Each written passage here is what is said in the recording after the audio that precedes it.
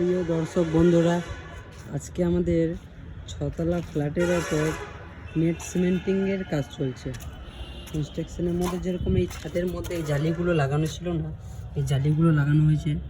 এই জালিগুলো যাতে এই যে পাতা দেখতে পাচ্ছেন, এই পাতা তারপর কাগজ যে কোনো নোংরা জিনিসগুলো যাতে না ঢোকে, কারণ এই একটা বিশাল এক লম্বা একটি আকারের গাছ আছে, এই গাছের পাতাগুলো এর মধ্যে ঢুকে যাচ্ছিলো, সেই জন্য এটাকে বন্ধ করা হয়েছে। আর এদিকে আর একটা আপনার এই যে এখানে আর একটা নেট লাগানো হয়েছে, প্লাস এই যে আউটলেটের পাইপটা দেখতে পাচ্ছেন ভেতর দিকে, এই আউটলেটের পাইপটা কিন্তু এর মধ্যে ছিল না, এটিকে আমাদের ফিটিং করা হয়েছে।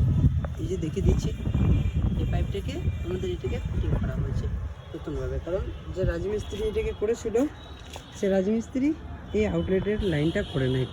আর এই যে প্লাম্বিংয়ের আমাদের এই কাজ দেখতে পাচ্ছেন, প্লাম্বিংয়ের আমাদের টোটালি কাজ হয়েছে এখানে। যেরকম ধরেন এদিকে আপনাদের আউটলেটের লাইনগুলো গিয়েছে, এগুলো সব কিচেনের কানেকশান।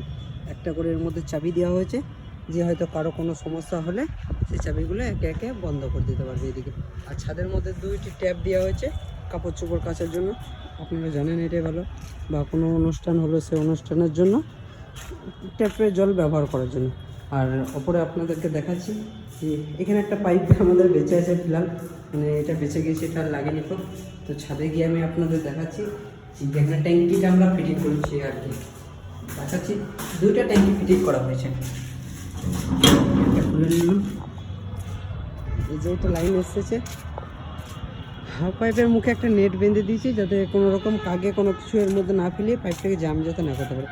আর এই যে আমাদের দুটো ট্যাঙ্কি ইনস্টল করা হয়েছে, সিনটেক্সের 500 লিটার করে ট্যাঙ্কি আছে দুটো।